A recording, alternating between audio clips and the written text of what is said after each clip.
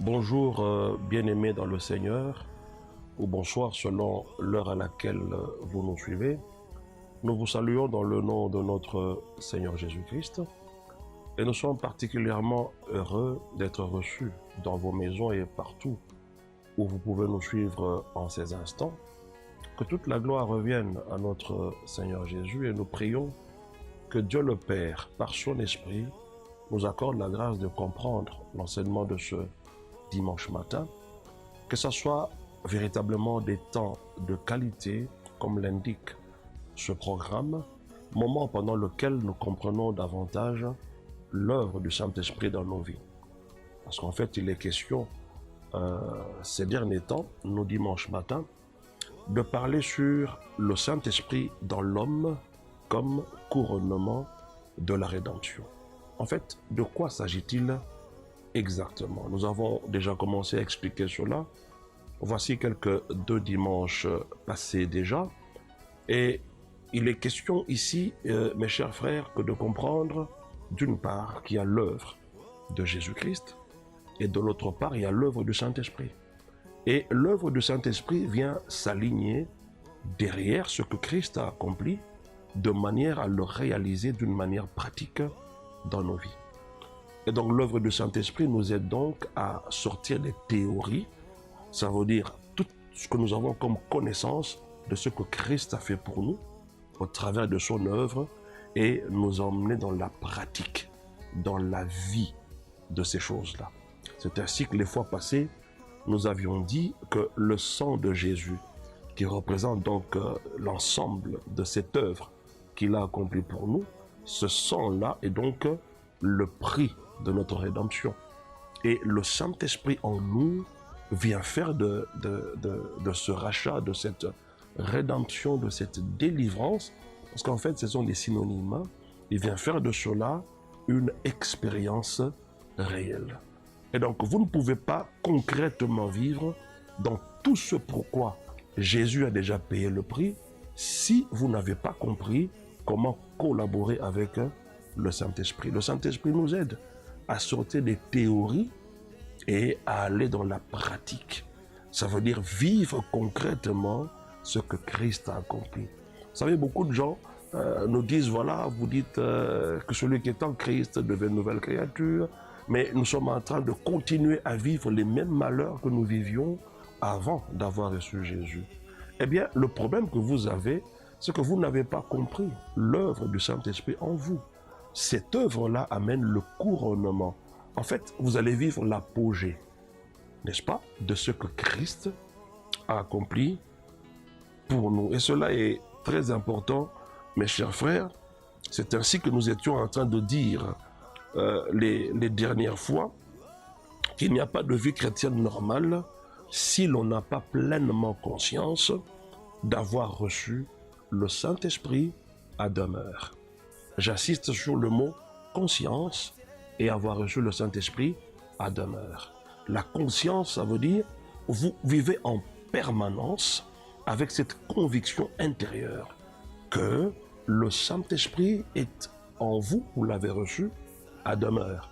Ce n'est pas que le Saint-Esprit vient et repart. Non, il est venu une seule fois dans nos vies, le jour où nous avions reçu Jésus-Christ. Et donc en tant que tel, à l'intérieur de nous, le Saint-Esprit vient attester. Le Saint-Esprit vient rendre témoignage que nous sommes devenus enfants de Dieu. Et c'est d'ailleurs ça, sa première révélation. Avant même de parler de toutes ces choses-là que le Saint-Esprit est capable de faire, la première des choses, le Saint-Esprit vient nous révéler que nous sommes enfants de Dieu. En fait, il révèle notre identité. Il nous fait comprendre qui est-ce que nous devenons après avoir reçu Jésus-Christ dans nos vies. Et la deuxième chose, c'est la justice de Dieu. Parce qu'en fait, vous ne pouvez pas faire un seul pas avec le Seigneur vers le succès, vers la réussite, vers la réalisation de ce que Dieu attend de vous, si vous n'avez pas compris la justice de Dieu. Pourquoi nous le disons? Simplement parce que sans la révélation de la justice, vous n'aurez jamais la révélation de votre liberté en Christ. Vous aurez toujours comme l'impression qu'il y a encore des choses pour lesquelles Dieu peut encore garder une dent contre vous. Vous avez toujours comme l'impression que c'est vrai, Jésus a accompli des choses, mais il n'a pas tout accompli pour nous.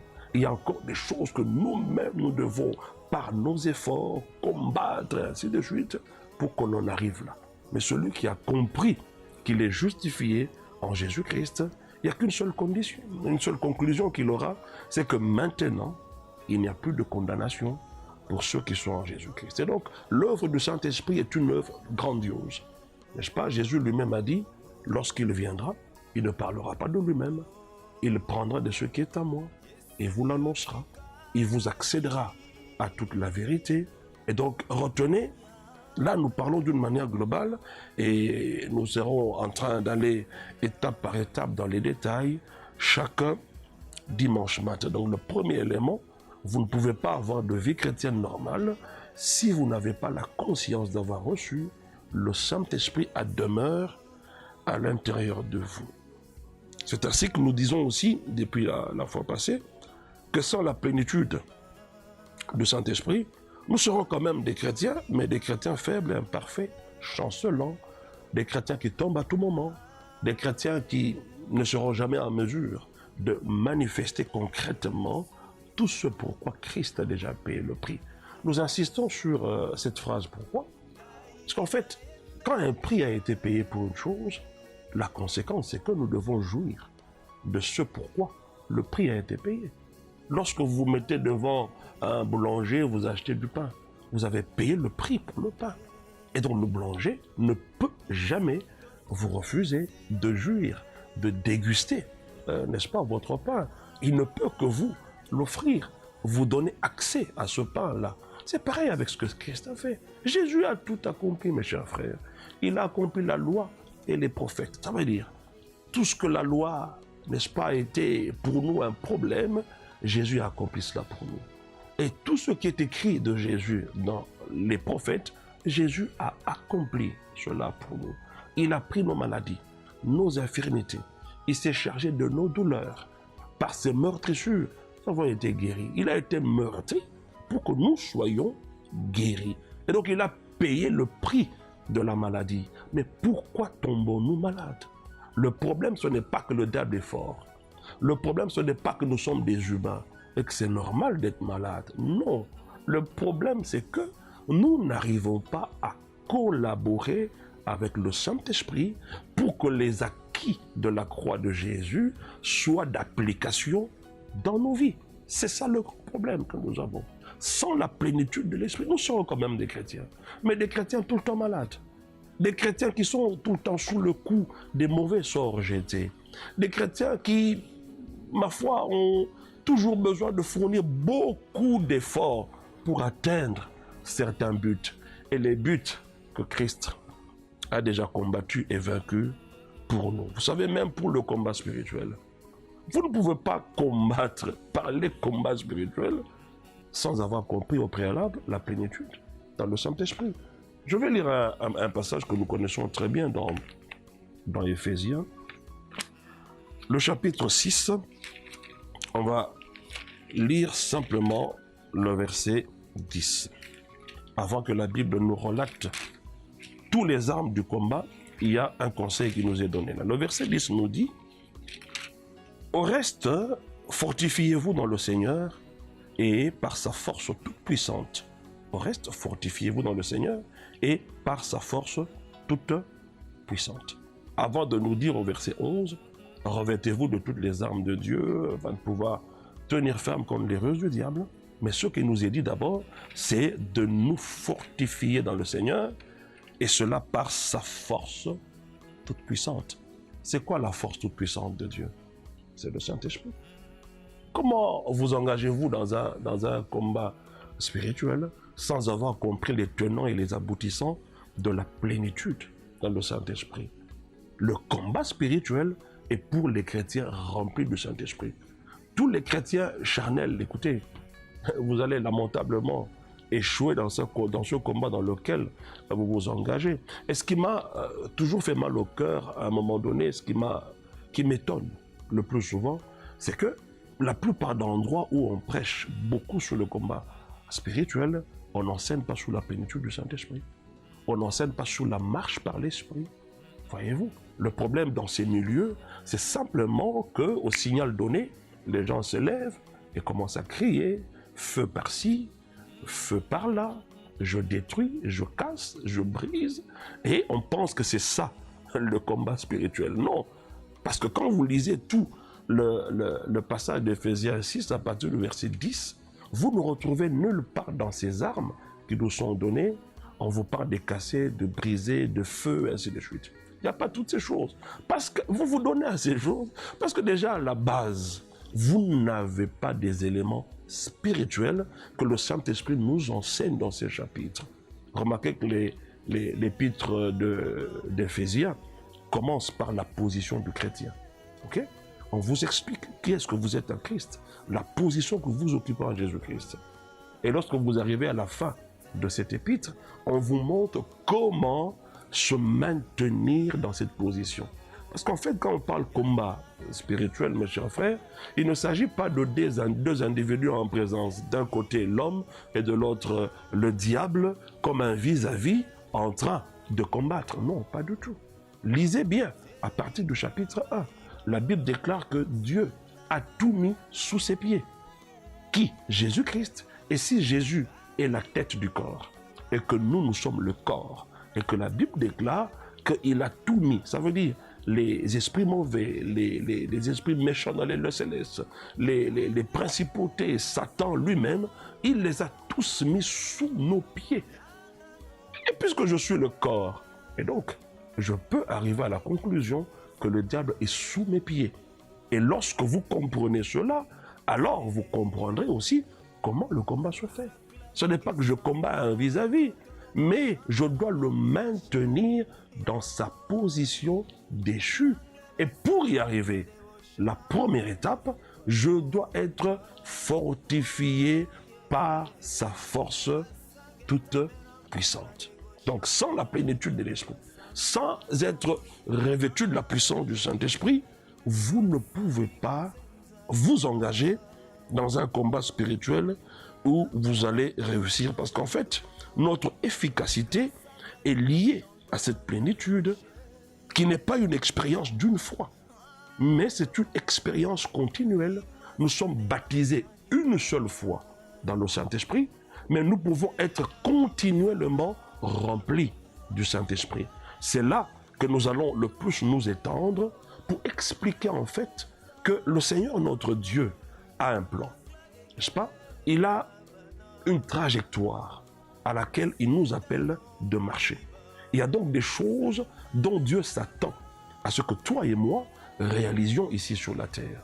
Et vous allez comprendre avec les exemples bibliques et les explications que l'on va donner que le plus souvent, le Seigneur lui-même, lorsqu'il y a un besoin précis, il répond le plus souvent par rapport à ce besoin au travers de la plénitude du Saint-Esprit. Alors, lorsque nous disons cela, vous devez comprendre que cela implique deux faits. C'est que d'une part, il y a la responsabilité de Dieu et de l'autre part, il y a la responsabilité de l'homme. Parce qu'en fait, Dieu ne fera jamais ce que vous et moi sommes censés faire ici sur la terre. Dieu fait des choses que les hommes ne peuvent pas faire. Et il nous capacite, il nous habilite, n'est-ce pas, de ces capacités justement, pour que nous arrivions à réaliser son plan en lui, sa volonté à lui, ici sur la terre. Je prends l'exemple de Adam et Ève. Ils ont été créés et Dieu leur a dit que vous allez dominer, vous allez assujettir. Et donc en d'autres termes, la capacité de dominer et d'assujettir, l'autorité, ils avaient déjà reçu cela. Et lorsque Adam et Ève ont été créés, le diable a déjà été précipité sur la terre. Et donc il y avait un individu, un récalcitrant, quelqu'un qui avait pour motivation de nuire à la vie de l'homme. Alors par rapport à cet homme-là, Dieu avait déjà prévu à toute éventualité. Dieu avait déjà mis dans l'homme la capacité de dominer et d'assujettir. Alors, lorsque le moment était arrivé, où l'homme devait utiliser les aptitudes que le Seigneur avait déjà enfouies en lui, eh bien l'homme a échoué. N'est-ce pas? Vous retrouvez Adam et Ève, qui vont tomber sous le coup des ruses, du charme, du serpent. Et ils vont manger le fruit. Et c'est de là que le péché est entré dans ce monde. Mais Dieu, dans son omniscience, savait que l'homme allait tomber. Alors, pouvons-nous dire que Dieu avait pour autant abandonné l'homme à son propre sort? Non, jamais. Parce qu'il avait déjà mis en l'homme la capacité de faire face à cette situation, et donc du coup Dieu ne pouvait plus intervenir. Dieu ne pouvait intervenir qu'au travers des actions de l'homme. Mais si l'homme ne prend pas conscience de ce que Dieu a placé en lui et qu'il réagisse conséquemment, alors le Seigneur ne l'accompagnera jamais dans ce combat, dans ce problème, dans cette difficulté. Et donc il revenait à l'homme de prendre l'autorité sur le mensonge de Satan, sur les tentatives du diable, comme Jésus l'a fait avec le diable. Pourquoi appelle-t-on Jésus le second Adam? Eh bien, c'est parce que il est venu corriger les erreurs du premier. Il est venu nous montrer comment, en tant qu'Adam, homme sur la terre, nous sommes censés vivre au regard de ce que Dieu nous a donné par le Saint-Esprit. Généralement, les gens, devant les difficultés, ils vous chantent « Rabbi descend, agit, Rabbi manifeste-toi ». Écoutez, Rabbi est déjà descendu. Rabbi a déjà accompli tout ce qui devait être accompli. Rabbi nous a acquis une rédemption éternelle. Rabbi nous a donné le Saint-Esprit afin qu'il nous accompagne quotidiennement. Il nous dit même que vous ne serez jamais tentés au-delà de vos forces. Mais si quelqu'un arrive à tomber, c'est sa propre convoitise. Il y a toujours une voie que le Seigneur prépare afin que nous échappions à la tentation. Tout cela, c'est l'œuvre et de la présence du Saint-Esprit en nous. Et donc l'homme a sa part, c'est-à-dire sa responsabilité. Dieu aussi a sa part, c'est-à-dire sa responsabilité. Dans Éden, il y avait la responsabilité de l'homme, laquelle utiliser les aptitudes enfouies en lui. Mais il n'a pas utilisé cela. Remarquez que Dieu n'a pas intervenu, mes chers frères. Et Dieu savait quelles seraient les conséquences de la chute de l'homme par rapport au reste du temps. Mais remarquez que Dieu avait comme les mains liées, il ne savait pas réagir. Parce que s'il le faisait, alors il renierait lui-même ce qu'il avait établi. Je te donne le pouvoir de dominer, d'assujettir. Je te donne le pouvoir de dominer, d'assujettir. C'est à toi qu'on a donné, afin que toi, tu utilises cela. Lorsque tu le fais, c'est alors que tu es accompagné par la présence de Dieu. Alors à ce moment-là, Dieu est content que tu comprennes et que tu poses de telles actions. Alors pour ce faire, on va lire dans Luc au chapitre 1, où nous allons ressortir déjà tout ce que nous avons dit tantôt. Luc chapitre 1, je commence à partir du verset 30, il est écrit: l'ange lui dit, ne crains point, Marie, car tu as trouvé grâce devant Dieu. Et voici, tu deviendras enceinte et tu enfanteras un fils, et tu lui donneras le nom de Jésus. Il sera grand et sera appelé fils du Très-Haut, et le Seigneur Dieu lui donnera le trône de David, son père. Il régnera sur la maison de Jacob éternellement, et son règne n'aura point de fin. Remarquez que de la part du Seigneur, il y avait un besoin, il y avait un plan. Et pour que cela se réalise sur la terre, ça ne pouvait passer que par les humains. Parce qu'en fait, Dieu nous a dit dans la parole que la terre, il l'a donnée au Fils de l'homme et les cieux lui appartiennent. Et donc, chaque action de Dieu sur la terre devrait passer par un homme. Il faut que nous soyons des hommes et des femmes avertis. Des hommes et des femmes qui se comportent comme Habakkuk, fidèles à leur poste, afin que nous sachions ce que le Seigneur attend de nous. Il le dit dans sa parole, qu'il ne fait rien qu'il l'ait déjà révélé à ses serviteurs, les prophètes. Il leur donne la direction, l'orientation de ce qu'il veut faire. Et pour le cas d'espèce, l'ange vient auprès de Marie annoncer l'arrivée de Jésus-Christ. Le verset 34, Marie dit à l'ange, « Comment se fera-t-il, puisque je ne connais point d'homme ?» Et le verset 35 nous dit, l'ange lui répondit, « Le Saint-Esprit viendra sur toi, et la puissance du Très-Haut te couvrira de son ombre. C'est pourquoi le Saint-Enfant qui naîtra de toi sera appelé fils de Dieu. Et lorsque vous lisez à partir du verset 37 et le verset 38, il est écrit car rien n'est impossible à Dieu. Et le verset 39 nous dit, Marie dit, qu'il me soit fait. Non, il dit, je suis la servante du Seigneur, qu'il me soit fait selon ta parole. Et l'ange la quitta, parce que la mission était accomplie. Alors, qu'est-ce que nous comprenons ici? Le Christ devait venir pour le salut de l'humanité. Voilà le seul problème que Dieu a connu. Et ce seul problème a été résolu par l'entremise du Saint-Esprit. Et vous devez comprendre que le Saint-Esprit est là pour protéger les acquis de la croix. Je donne un exemple pratique dans les Écritures.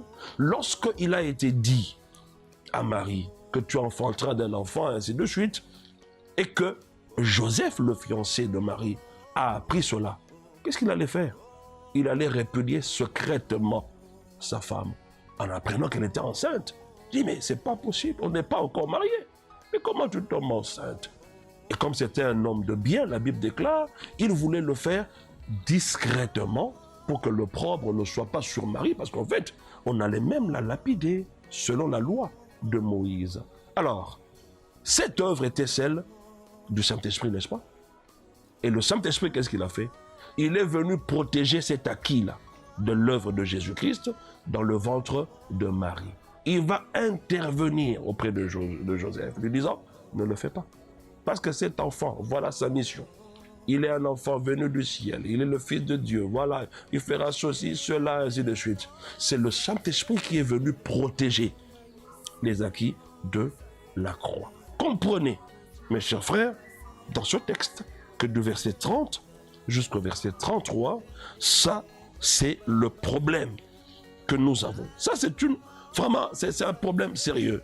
Et c'est de la responsabilité même de Dieu de réaliser cela. Et le verset 34, la solution à ce problème vient. On explique. Non, le verset 34, c'est Marie qui soulève cette problématique-là, en fait. Parce qu'il est écrit, comment cela se fera-t-il, puisque je ne connais point d'homme? Elle était en face d'une impossibilité.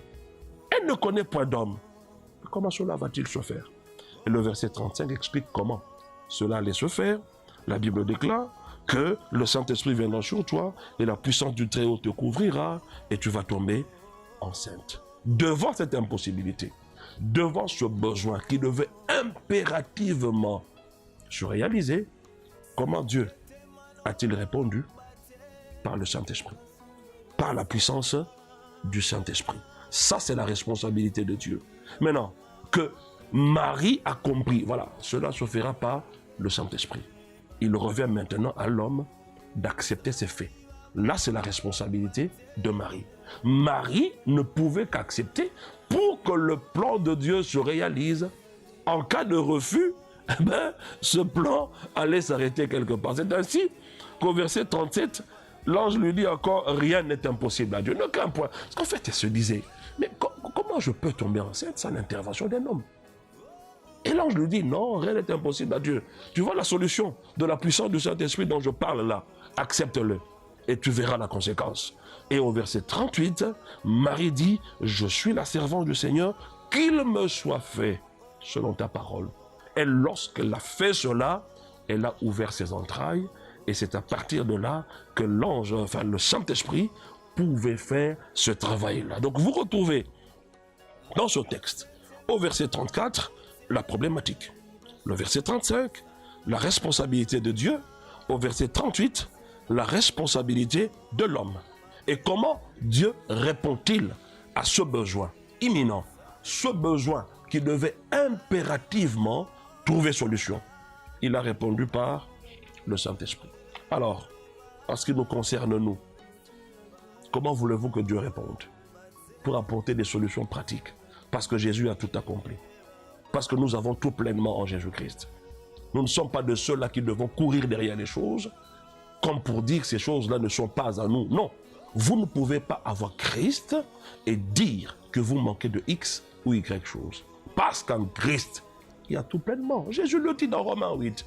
Il dit comment ne pas vous donner toutes choses avec lui. Ça veut dire quand vous avez Christ, eh bien, sachez que vous avez toutes choses avec lui.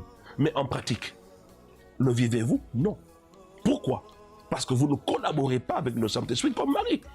Le plan d'avoir une grossesse pour Marie, sans l'intervention d'un homme, c'est un plan qui existait déjà. Avant même que le monde ne soit créé, il y avait un agneau qui avait été préparé avant la fondation du monde. Alors on n'attendait plus que le temps. Et lorsque le temps était arrivé, qu'est-ce qu'il fallait donc? Il fallait que Marie accepte la solution miracle. Nous pouvons aller aussi dans Luc chapitre 4. La Bible déclare à partir du verset 1 que Jésus, rempli du Saint-Esprit, revint du Jourdain et il fut conduit par l'Esprit dans le désert, où il fut tenté par le diable pendant 40 jours. Et les versets qui suivent nous montrent le récit où Jésus a été tenté par Satan le diable, où il s'est défendu valablement. Et le verset 14 et 15 nous disent: Jésus, revêtu de la puissance de l'Esprit, retourna en Galilée, et sa renommée se répandit dans tout le pays d'alentour. Il enseignait dans les synagogues, et il était glorifié par tous. Remarquez déjà que Jésus-Christ, au verset 1, a été rempli du Saint-Esprit et conduit dans le désert. Ça, c'est la responsabilité de Dieu, de nous remplir du Saint-Esprit. Notre responsabilité, c'est de nous disponibiliser à cela. C'est d'accepter cette plénitude et de développer des aptitudes qui vont permettre à cette plénitude d'avoir lieu. Mais celui qui remplit, c'est le Seigneur, Jésus, qui nous remplit de son esprit. Et lorsque vous arrivez à partir du verset 3 jusqu'au verset 13, où on nous parle de la tentation de Jésus, comment il s'est défendu, ça c'est la responsabilité de l'homme qui est rempli du Saint-Esprit. Devant toute cette tentation-là, nulle part Jésus a dit « Père, viens à mon secours ». Non.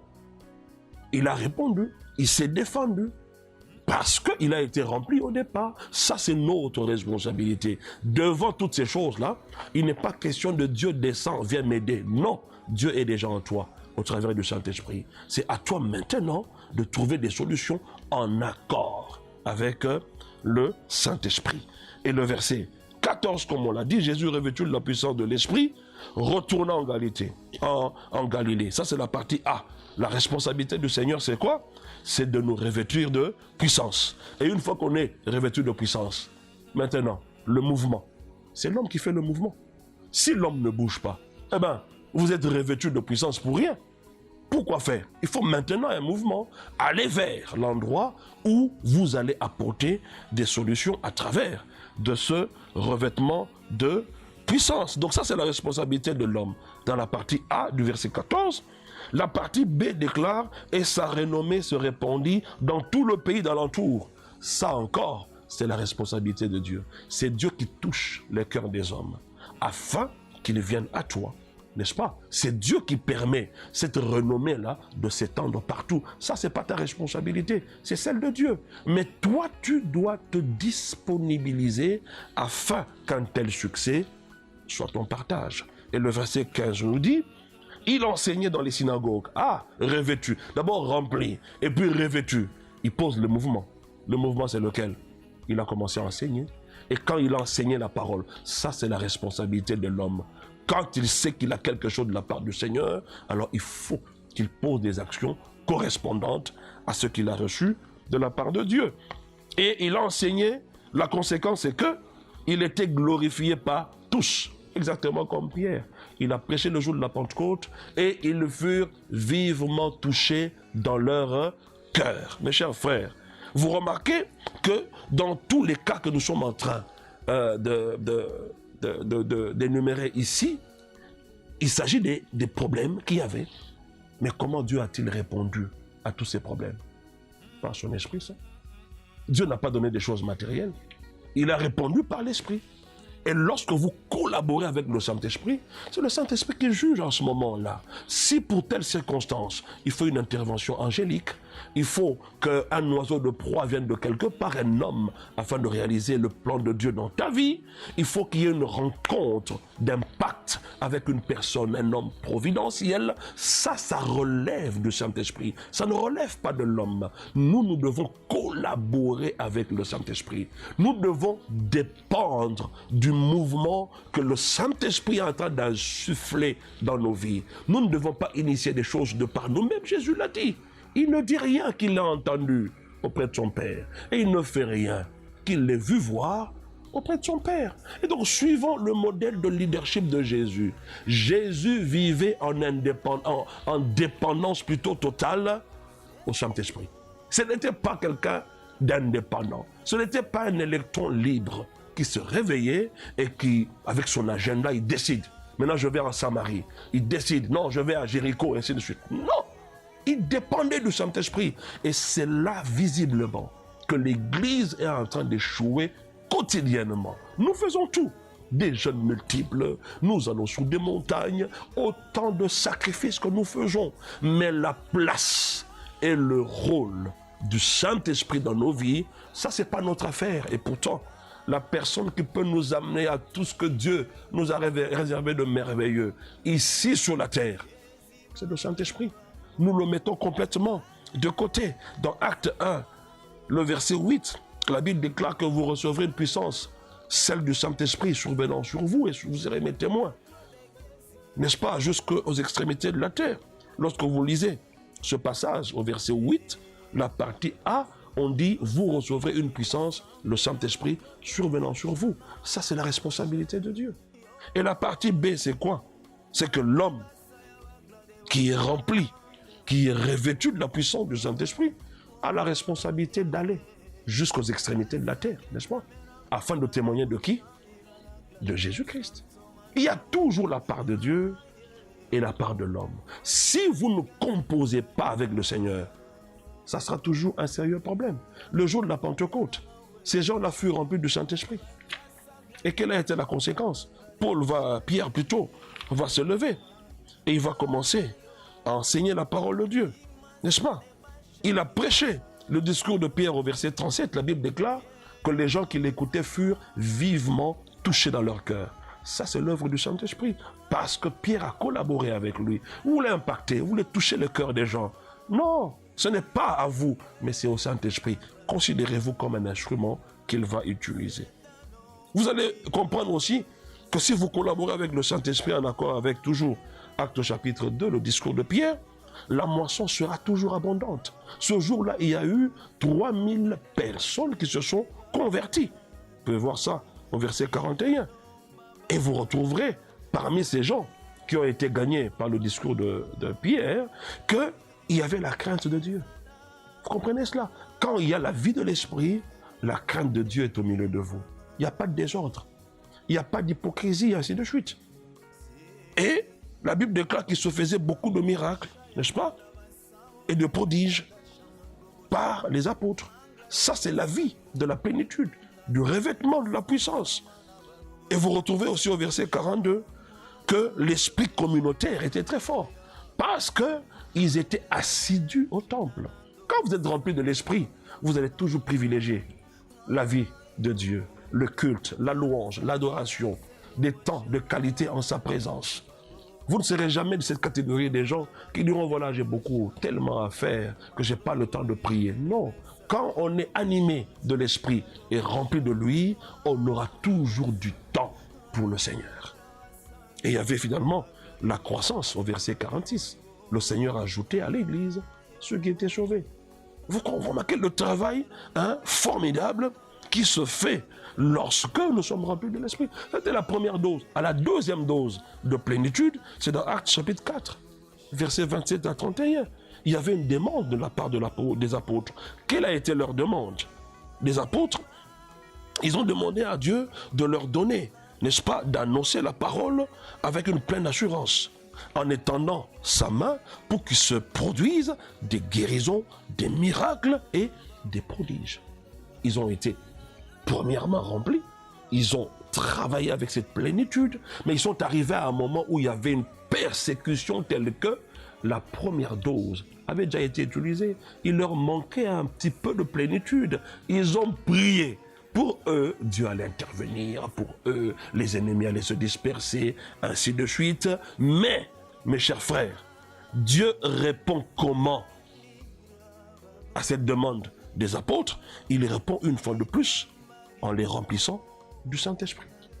Alors, remarquez dans tous les exemples que nous avons énumérés dans cet enseignement qu'à chaque fois qu'il y avait un besoin qui se présentait, Dieu avait répondu par une capacité, le Saint-Esprit. Voyez-vous, il les a remplis. Il les a rendus capables à faire face à la situation. C'est pour vous dire qu'il y a toujours la part de Dieu et la part de l'homme. Vous avez une responsabilité, laquelle vous devez vous soumettre au Saint-Esprit, collaborer avec lui, dépendre à 100% du Saint-Esprit en posant des actions correspondantes. Donc dans tous ces cas où le Seigneur répond, c'est par son esprit. La finalité, c'est de manifester Christ. Le commencement, lorsque Pierre a fait son discours, c'était pourquoi? Pour annoncer Christ. Et lorsque la persécution est arrivée, le but du camp adverse c'était quoi? Que ces gens ne parlent plus de Jésus-Christ. Et le Saint-Esprit intervient pour défendre les acquis de la croix, que l'évangile devait être prêché. Ils furent remplis du Saint-Esprit, la terre trembla. On a vu avec Marie, remplie pourquoi? Pour manifester Jésus, la naissance de Jésus-Christ. On a vu avec Jésus lui-même, devant Satan. Il a vaincu les tentations comment? Parce qu'il était rempli du Saint-Esprit. Et sa renommée se répandait partout. La renommée de qui?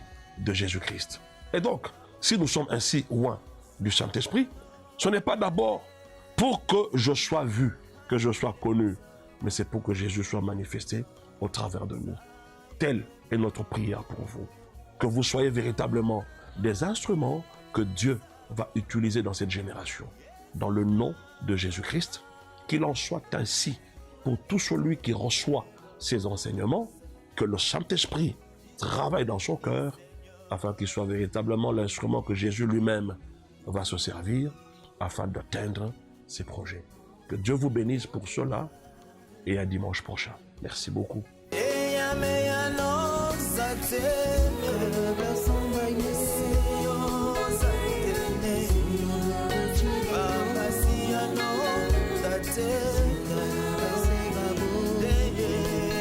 Baba, no.